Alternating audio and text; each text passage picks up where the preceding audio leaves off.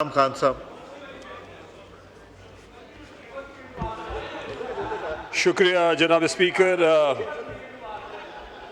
Sales tax पे बात हो रही है। ओवरऑल अगर आप ये पिछले जब से बजट सेशन शुरू हुआ है हमने कंटिन्यूसली फाइनेंस कमेटी में भी और बजट के सेशन के दौरान भी आइडेंटिफाई किया है कि हुकूमत का जो रवैया है बिजनेसमैन के साथ वो इंतहाई अफसोसनाक है। ये राइट टू अरेस्ट जो है इस पे किसी को भी फ़ख्र नहीं होना चाहिए। किसी भी साइट पे गवर्नमेंट साइड से बात की गई कि जी इस पे बड़ी रिलीफ दी गई है। देखें ओवरऑल अगर आप बजट को देखें उसमें हर दूसरे क्लॉज में एफबीआर को ये अथॉरिटी और सेल्स टैक्स और पकड़ और दकड़ उनके अकाउंट बंद कर दे, उनके बिजली के बिल काट दें, उनके टेलीफोन बंद कर दे, उनका घर सीज कर दे, उनका कारोबार सीज कर दे, उनको अरेस्ट कर दे।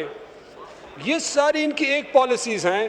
पूरा बजट उठा के देखे एक ऐसा शिक नहीं है उसमें जिसमें ये कहा गया हो कि गवर्नमेंट बिजनेसेस को ये फलानी चीज़ में इंसेंटिव दे रही है, रिलीफ दे रही है, इंडस्ट्री को इनकरेज कर रही है। आप सोलर पैनल पर टैक्स लगा रहे हैं, उस पर अगर 10% टैक्स भी लगता है, 19,000 का वो पैनल है, 1,900 रुपये, तो 3 पैनल खरीदने वाला बेचारा वो क्या करेगा।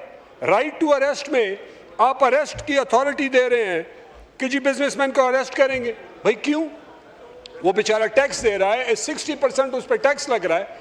इतने में वो ऑलरेडी महंगाई है, बिजली आपकी महंगी है, रॉ मटेरियल आप सारे इंपोर्ट कर रहे हैं, आपकी एक्सपोर्ट्स ही नहीं बढ़ रही। जो थोड़ा बहुत यहाँ पे बंदा कारोबार कर रहा है उसको भी आप डरा रहे हैं। मतलब आपने तहरीक इंसाफ को नहीं छोड़ा, आपने जुडिशरी को नहीं छोड़ा, आपने सोशल मीडिया को नहीं छोड़ा, आपने मीडिया को नहीं छोड़ा।